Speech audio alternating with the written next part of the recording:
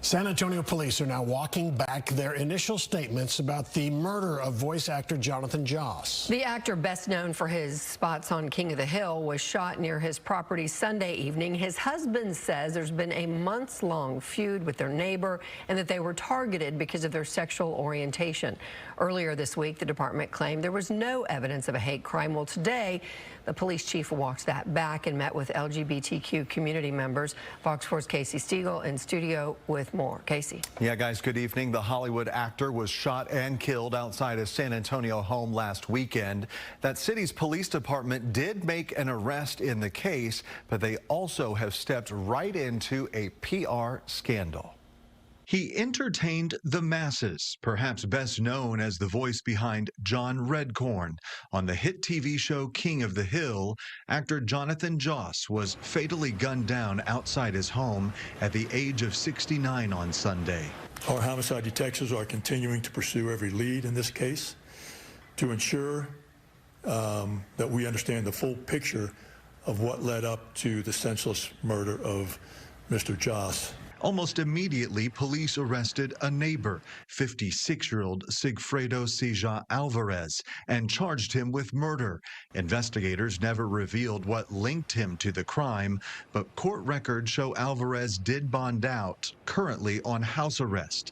The chief initially said there was no reason to believe a hate crime had occurred. He then walked that statement back. Shouldn't have done it. It was way too soon before we had any real information.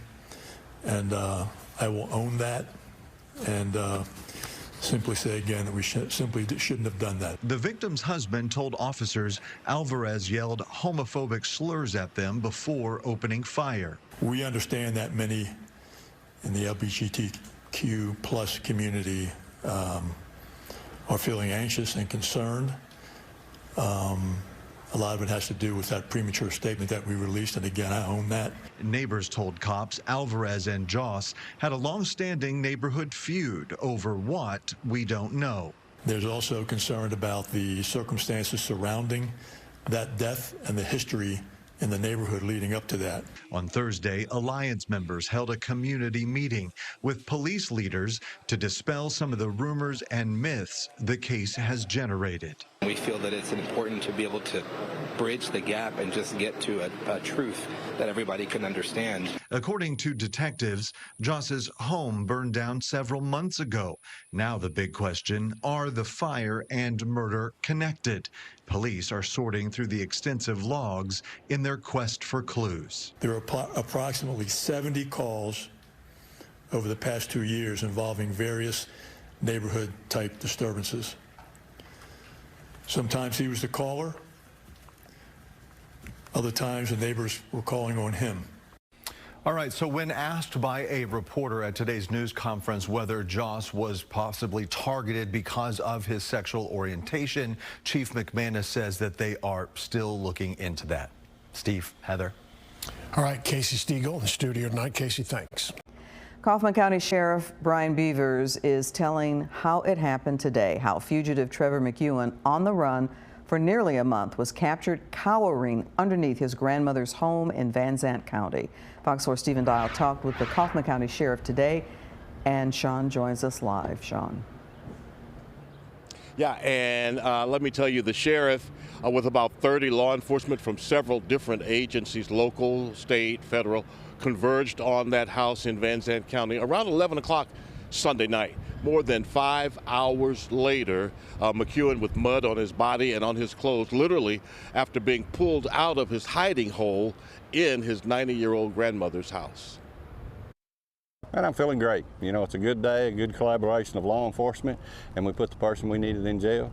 That person, Trevor McEuen, who was captured Monday morning after 28 days on the run, pulled out of this hole in the floor at his grandmother's house in Van Zandt County. At the end of the day, this is old-fashioned law enforcement, boots on the ground. For nearly a month, local, state, and federal departments have been searching for McEuen, charged with capital murder of Aaron Martinez, his neighbor in Kaufman County. He was to go to trial May 5th. That's when he cut off an ankle monitor and took off. Sheriff Brian Beavers says they got some intel on where he was, then got a search warrant. We got our team together and we went over and executed it. Took us a little longer than what we want. He didn't want to come out, so We talked and talked, surrounded and talked, and then finally used a little tear gas. Then we couldn't find him. Still couldn't find him. And then we went and boots on the ground inside the house, and then we found a scuttle hole in the bottom that he's cut into the floor. So then we got a little negotiation with him, a little tear gas, and he decided to come on out. The Martinez family, fearful while McEuen was free, moved out of their home to Houston until they got word Monday from Sheriff Beavers that the man accused of killing their loved one was in his jail. This person, you know, has done something very heinous and needs to be put in jail. And the Martinez family needs justice. And, you know, finally, we've got him in custody. I think he's going to get to see justice. And the date for the trial now is set to begin in August for Trevor McEuen. Back to you. Sean Rabb live in Kaufman County. Sean, thank you. Good evening, I'm Clarice Tinsley. The new Dallas police chief says his first crackdown on violent, repeat offenders was a success. It's called Operation Justice Trail. Fox 4's Alex Boyer is live with results. Alex. Hey, Clarice, you know, the chief says that his first major operation since joining the police department just 5 weeks ago, as you mentioned, was a big success. He says his priority is really getting those repeat violent offenders off city streets, and he says that the results show that it's a big step in the right direction. When I came in, it was like, we have to do this. We must do it. We're going to do it right now. Dallas Police Chief Daniel Como appears to be well past his honeymoon phase. At a news conference Thursday, Como touted the results of his first big initiative as chief, Operation Justice Trail. The goal was to identify and find all felons that were walking around on the streets of Dallas. The initiative builds off the groundwork laid by former Chief Eddie Garcia's Violent Crime Reduction Plan. Over the month of May, law enforcement officers arrested 98 violent felons. 3 have ICE holds. Como says those arrested were responsible for 700 past crimes. So we got the team together and we said, who do we need to make sure we get off the street first? And we put a list together and we started going down the list. Pictures of some of those arrested were put on display at DPD headquarters, as well as some of the most violent offenders still wanted. The operation was led by Assistant Chief Katrina Shedd. Our message is clear. We're putting violent felons on notice. If you're wanted, turn yourself in. Shedd said 163 warrants were cleared. Arrests included violent crimes such as capital murder, aggravated robbery, aggravated assault, sexual offenses, and a range of narcotics and weapons violations. Como said a combination of good police work and the use of the city's camera system led to the arrests. One of the great things about Dallas, we can see you. We're watching you. Dallas County District Attorney John Creuzot said he knows some of the felons could bond out of jail, but vows to do what he can to keep them there. But at the end of the day, the court sets the bond, and the court decides what to do if there's a bond violation. There's a new law coming on board that will help us, subject to a constitutional amendment vote, but it'll help us get refocused back on that to the judges. And it'll also give the judges probably few more guidelines to set more appropriate bonds. And we'll have the right to appeal and some other things. And the chief could not say how many other violent felons are out there that they are currently looking for, but did add that this operation will continue through the summer months. They're also asking that anybody who knows of a wanted felon out there, please contact Dallas Police. But if you are afraid and rather stay anonymous, you can always report it through the iWatch Dallas app or Crime Stoppers. Clarice. Alex, thank you. One person is dead, 4 others hurt, including 2 Dallas police officers after a carjacking and chase. So the officers have been treated and released. Fox 4's Sean Rabb live with the limited information we're getting from investigators. Sean. Yeah, you're right. You know, we couldn't get police to talk to us today on camera about what happened, but we were able to find some surveillance video across the area that really helps paint the picture, showing us what happened early this morning in Northwest Dallas. Look closely. You'll see a Mustang speeding from left to right on your screen, going the wrong way in the 3100 block of West Northwest Highway as it crashes into a Dallas police SUV. They were chasing him. Fatal crash captured by cameras at St. Vincent de Paul thrift store next to Bachman Lake. I was watching the video as the store manager, Alex Lopez, talked with Fox 4 photographer John Gannan. We were shocked. Like I said, I woke up at 3 in the morning and I just wake up and look at the building, make sure everything's okay, and then saw all this. Dallas police did not go on camera, but did answer questions by email. One of the 3 teenagers in the stolen car was killed. 2 others critically injured. 2 officers in the SUV were responding to assist in the chase. They were taken to a hospital. Both have now been released. This is where it all started, the 9800 block of Delcrest. Around 1:30, Dallas police responded here to a report of a carjacking about that time. Cameras outside a Mexican restaurant show squad cars pulling in the racetrack gas station at 2700 West Northwest Highway. The stolen Mustang is at the gas station, but off camera. You see the reflection of police lights as they try and keep that car from moving. But at the top left of your screen, the Mustang pulls out, going the wrong way on Northwest Highway. Police cars with lights and siren going in chase. Seconds later, that Mustang, again driving on the wrong side of the road, slams into that squad car SUV, ending the chase, sending 4 to hospitals, ending the life of one of those, risking all, running from police on a car taken at gunpoint. It's wild. So the police officers went to the hospital. They, of course, have been released. They are doing better. Seriously, no serious injuries for those. 2 juveniles critically injured. Once they are stable, they'll be sent to the Juvenile Justice Center here. You know, it could have been far, far worse. I mean, any loss of life is tragic, but there could have been multiple fatalities today. Sean Rabb, thank you. Dallas police are investigating after a 30-year-old woman was found stabbed to death inside an apartment near Forest Lane and Highway 75. According to an affidavit, she was dead for several days before she was found. 33-year-old Trevor McEuen Sam was arrested. He is now charged with her murder. Fox 4 Stephen Dial spoke with the victim's family and joins us with more. Stephen. Clarice, the mother of that woman who was killed is upset and frustrated because she says that she reached out to Dallas police multiple times because she sensed something was not happening right with her daughter. She feared the worst, and on Monday, she found out her daughter was dead.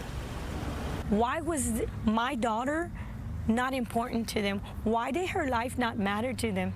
Judy Garza last heard from her daughter, 30-year-old Olivia Rodriguez, on May 24th. She said when Rodriguez didn't call her daughter for her birthday on the 27th, she knew something was wrong. She never misses her daughter's birthday, never. Garza said she reached out to Dallas police multiple times, but with no luck. The last time family members saw Rodriguez, they say she was with 33-year-old Trevor McEuen Sam, the man police say murdered Rodriguez. Garza says that during her visit with her daughter, she left her a package that had the Dallas address where they would eventually find her. And she had left my daughter an envelope, almost like it was a sign saying, hey, I bought this phone case for your phone. See if it fits. And it had the address. Fast forward to this Monday, Garza said she contacted Sam and told him to meet her at the 75 West Apartments on Forest Lane. Public records show that that address is where Sam lived. When they arrived, Garza says Dallas police was doing a wellness check at the apartment. Garza said she smelled a strong odor. When officers entered the apartment, Rodriguez's body was on the floor. Wednesday, when we met with Garza, she just came from the funeral home, saying her daughter's body was badly decomposed. I want him to rot in prison. She had this message for the man police say killed her daughter. He deserves to feel the same pain she felt because her body was by the door. She could have been trying to get help and didn't even make it out the door. The arrest warrant affidavit information that we got in about an hour ago said, again, like you mentioned, Clarice, that she had been stabbed, and it paints a scene of her being covered with a blanket and blood being in different places of the home. Again, the family just wants more answers about how their loved one lost her life. Stephen Dial reporting live. Stephen, thank you. A Dallas ISD teacher is talking about her terrifying experience during the Wilmer Hutchins High School shooting. Hello, everybody. I'm Heather Hayes. And I'm Steve Eager. It's 9 o'clock. During that shooting, a bullet barely missed her face, instead damaging the glasses she was wearing. The April 15th shooting left several students with injuries. The 17-year-old gunman is still in jail. Fox 4's Casey Stiegel spoke to that teacher with the close call and joins us live with more. Casey. Yeah, Steve, Heather, good evening. The April 15th shooting at Wilmer Hutchins High School injured 5 people, 4 students and a teacher. Tonight, we hear from that math teacher in her own words, describe those terrifying moments. We heard the first shot, but we didn't know what it was. Columbia Renix can't stop going over every detail of that day in her mind. If the first shot would have went through the room, I wouldn't have been prepared. So it would have went through the back of my head. Renix, a new mother at the time, had only been teaching at Wilmer Hutchins High School for a few months when the April 15th shooting broke out. She was in a neighboring classroom cleaning her breast pump as gunfire erupted in the hallway. The second one came through the wall, and that's what I remember is when it came through. Police say at least one bullet pierced the wall and hit Renix in the face. But I just now remember like feeling a burning sensation and like grabbing my glasses. She says the force was so powerful it blew her eyeglasses right off as she describes the chaos going on all around her. Immediately, kids are calling their parents, texting their parents, calling their aunts, uncles, whoever they're guarding, their family members. Prosecutors say the alleged gunman, 17-year-old Tracy Haynes, planned the attack. His defense team argues self-defense, saying the family had been threatened by gangs. Haynes remains jailed on a $3.1 million bond. This can happen anywhere. It changes your mindset of like, now this can happen anywhere, anytime, and it has nothing to do with you. Now the question Columbia Renix grapples with, time to change professions or keep pursuing the one she loves. I mean, I'm just a teacher. I feel like I've done it for so long and I'm good at it and I like it. Renix says that Dallas ISD did provide her with a counselor in the early goings, but she has since hired her own therapist. She says she is also considering possible legal options. Steve, Heather. All right, that's Casey Stiegel. Live tonight, Casey. Thank you. Court documents reveal new details about the murder of a Denton County woman. Lavera Wardell was found dead inside an apartment near Edwards Road and Colorado Boulevard in Denton nearly 3 weeks ago.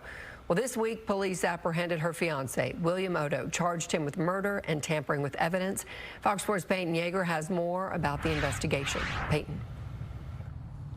Heather, and in this case, Denton investigators really had to nail down the complete timeline. The victim's family told me today over the phone that the couple lived together in their Denton apartment. The suspect arrested earlier this week. Police say he did confess to the murder during his police interview. New disturbing details from an arrest affidavit reveal 52-year-old William Otto admitted to detectives he shot and killed his fiancée inside their Denton apartment. Police say he tried to clean up the blood and cover up the smell while he laid next to her for 3 days before eventually taking off towards Texarkana. On May 19th, Denton police received a call from the Timberlinks apartment complex near I-35E and State School Road, claiming a foul odor was coming from a unit. Officers entered and found 39-year-old Lavera Wardell dead from a gunshot wound to the head. Gabby Williams lives at the complex. It's honestly heartbreaking, and I don't know how it was right above the office. It's the penthouse above the office, and it's right next door to the gym. Wardell's family confirms to Fox 4 the couple's apartment was above the leasing office. Investigators noticed blood had been scrubbed off the floor and the walls, later obtaining surveillance video of Otto purchasing cleaning supplies a week prior. This week, on Monday, detectives tracked Otto to a motel in Mount Pleasant, about 150 miles east of Denton. During a police interview, Otto told police on May 6th he and Wardell got into a fight and, quote, shot Wardell because she ran toward him with a knife. Otto confessed he used a shotgun, which was found at the crime scene. Otto also admitted he cleaned up the crime scene because he wanted to lay with Wardell, but then left because the odor became too strong. Otto said he, quote, did not want to talk about the incident with anyone, so he did not call the police. It was very odd to just like, wait, what happened here? It's horrible. I really feel for her family. And Denton police confirmed there was a history of domestic disturbance calls related to this couple. Otto remains here at the Denton County Jail. He's facing murder and tampering with evidence. His bond is set at $160,000. Steve and Heather. Grand Prairie police are investigating the murder of an 18-year-old at a gas station. Jose Flores was killed on a Sunday afternoon in April, and now Keon Winters is facing capital murder charges. He was arrested several weeks after the shooting. Fox's Casey Stiegel is in Grand Prairie tonight with more on what he's learned about the case. Casey. Yeah, guys, good evening. The full circumstances surrounding this shooting are just now coming to light, and they are still coming to light. What we do know is that two 18-year-old boys are involved. One is dead, the other charged with his murder. It's just not fair what they did to him. There was no reason for them to shoot him so many times.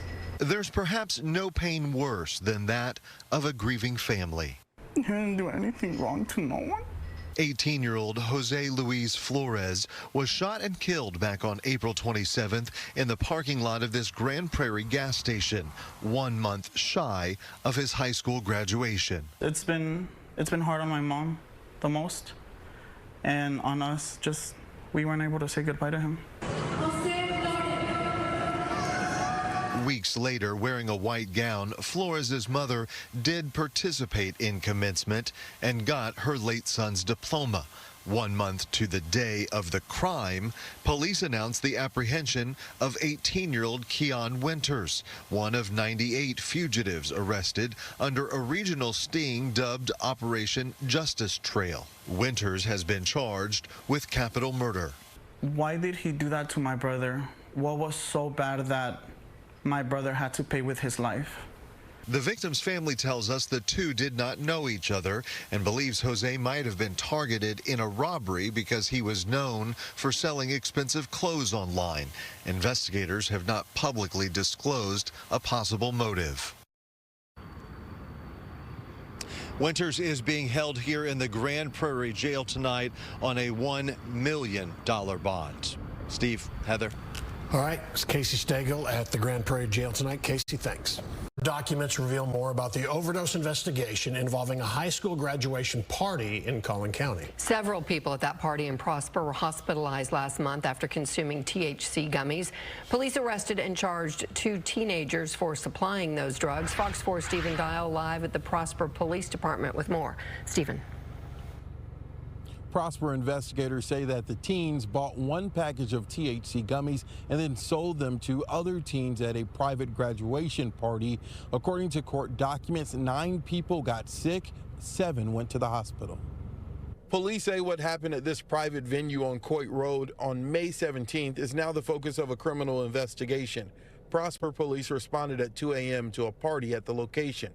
7 people were taken to the hospital for what investigators called overdose-like symptoms. Police arrested 17-year-old Kyle Muchinetta and 18-year-old Cesar Omania, charging them with manufacturing delivery of a controlled substance, which is a second-degree felony. According to court documents we obtained Friday, the 2 suspects told police they bought a package of the gummies from A&A Smoke and CBD in Plano. We went to the store where police said the product was sold. The owner denied selling to the teenagers and said Prosper Police has not contacted the store or reviewed their surveillance video. The owner told me in a statement, quote, "I want to make it absolutely clear we have a zero-tolerance policy when it comes to underage sales. We do not sell to minors, period. This isn't just a guideline, it's a non-negotiable rule that we enforce with the utmost seriousness. Every team member is trained and held accountable to verify IDs without exceptions." There are only 1,100 McDonald's in Texas, but in 3 years they opened 8,000 to 9,000 smoke and vape shops. all around Texas. Lieutenant Governor Dan Patrick made it a priority for the state legislature to ban THC-infused products like gummies and other edibles. Patrick sees it as a loophole in a 2019 law that legalized the manufacturing of consumable hemp products in Texas. While there are restrictions on the sale of many products, there is also a lot of gray area around what's legal and what's not. Patrick spoke to Fox Live Now about Senate Bill 3, the push to ban THC products. What they've done is they've come into Texas, the cannabis industry, around this law, created these new products, making it look like it's just candy, cotton candy right there, peach pie, blue raspberry ice, popcorn, all of those different things you see there. And they're selling it to kids, and they're hooking an entire generation, and people all over the country watching live now on Fox, Josh, should understand that this THC is poisoning their children and adults who are buying these products. While there are some who are in favor of a total ban, there are also a large group of veterans and other business owners who support keeping it intact and just adding more regulations. Governor Abbott is on the clock to either sign, veto, or let it become law without his signature by the end of this month. Stephen Dial, thank you. Well, Paige, there have been no arrests yet in this case, but lots of victims of this shooting. It happened a little after 8 p.m. last night. Investigators say a group in a stolen Kia drove by an intersection in South Dallas around South Malcolm X Boulevard and Lenway Street. Someone in the Kia opened fire, spraying the area with gunfire. Total of 7 people were hit, 6 males, 1 female, 2 listed in critical condition. Investigators working the scene recovered dozens of spent shells. You can see all the evidence markers indicating shell casings. Police found 4 gunshot victims at the first location, a 5th a block away. 2 additional victims arrived at the hospital in a private vehicle. The shooting believed to be gang-related. All of those who were shot expected to survive. There is reportedly surveillance video that was recorded of the shooting from more than one angle, and it's believed that video may help identify the shooter. The video now being reviewed by detectives as well as members of the department's gang unit. Live at Dallas PD, Dan Godwin on Good Day. A shooting over Memorial Day weekend at a home in Corsicana nearly took the life of a teenager and her unborn child. The expectant mom is in the hospital now in Dallas. Her family is pleading for anybody with information to please contact police. Fox 4's Alex Boyer is at Parkland Hospital where that young woman and her unborn child is with more. Alex. Yeah, that's right, Steve. 17-year-old Melina Gonzalez continues to recover here at Parkland Hospital. Her mother tells me that she does remain in the ICU, but does continue to improve slowly. Gonzalez, who is 6 months pregnant, was shot once in the stomach while enjoying a Memorial Day celebration with her family, and that bullet barely missed the unborn child. It's been an exhausting 10 days for Gabrielle Gonzalez and the rest of her family. Night times are the worst, you know, because I'll just lay there and I just look at her, you know, and I feel helpless. Her 17-year-old daughter, Melina Gonzalez, is in the ICU at Parkland Hospital in Dallas. The expectant mother was shot while enjoying a barbecue in the front yard of her family's home in Corsicana over Memorial Day weekend. It's the scariest moment of my life, you know, just sitting my daughter on the floor bleeding and turning pale and just not knowing what's going to happen. Gonzalez said earlier in the day the family noticed who she described as 2 young boys wearing hoodies walk by and look in their direction. It's kind of odd, you know, it's 90 degrees outside and they're wearing hoodies and they're looking back and they keep staring, you know, at us. They didn't think much of it. A short time later, the duo reportedly returned and shot towards the house. Melina, who was sitting on a chair by the front door, was shot in the stomach. Her mom says that same bullet exited her daughter's body and went into her friend's arm, who was sitting next to her. I don't wish this on anyone, not even my worst enemy. Gonzalez says doctors had to remove her daughter's gallbladder. Her liver, colon, and pancreas have suffered damage as a result of the bullet. She's also on a feeding tube. Thankfully, the baby boy wasn't hurt. The OBGYN team has been awesome. They come in twice a day. The heartbeat's been right on point. she has felt a move. And as Melina continues to recover, the family wants answers. Scared, very scared for Melina and the baby. Now I'm at a very angry stage. I know somebody out there knows something. How would you feel? Someone needs to speak up. They know something. I want them to pay for what they did to her. And Gonzalez tells me she doesn't know what the motive for the shooting is. Meanwhile, she says there's also no word on when her daughter could be discharged from Parkland. I did reach out to Corsicana PD to try to get an update on the investigation or get an interview with the chief about what is happening in terms of this investigation. But as of this hour, have not yet heard back. Of course, anyone with information is asked to contact the Corsicana Police Department, and you can remain anonymous. Steve, back to you. All right, this is Alex Boyer right outside Parkland Hospital tonight. Alex, thank you. The new capital murder trial of a Texas 7 gang member, Randy Halpern, could still be more than a year away. Halpern, who is Jewish, was convicted in 2005 for the murder of Irving police officer Aubrey Hawkins Christmas Eve 2000. The Texas Court of Criminal Appeals overturned his death penalty conviction in 2019 because of anti-Semitic comments made by the original trial judge. Now the case goes back before the appeals court. Fox 4's Sean Rabb joins us to explain why. Sean. Yeah, as you say, Randy Halpern's conviction that condemned him to death for the killing of Irving officer Aubrey Hawkins was stopped in 2019 by the appeals court because of anti-Semitic comments made by the original trial judge after that trial was over. But Halpern is Jewish. And now, a year later, last year, 2024, that appeals court ordered a new trial for Halpern. Now the district attorney has turned to the appeals court again, but for a different reason. Take a look. Dallas County District Attorney John Crusoe in March filed a motion to have Heath Harris removed as defense co-counsel for Randy Halpern. He was concerned that Harris had possible post-conviction involvement in Halpern's case while he was first assistant for the late district attorney Craig Watkins. District Judge Leila Lawrence Mays ruled Heath Harris should stay on the case. So the district attorney has filed motions now with the Texas Court of Criminal Appeals asking first that they stop all legal proceedings and second to consider whether the decision by the judge was in error. We asked defense attorney Anthony Farmer if it was unusual for the DA to appeal the judge's ruling. It's not unusual at all for a party to appeal a case. A lot of times as lawyers we feel the judge gets it wrong on the law and the judge errs. And we take it to the higher court to see if they agree, and we hope they do.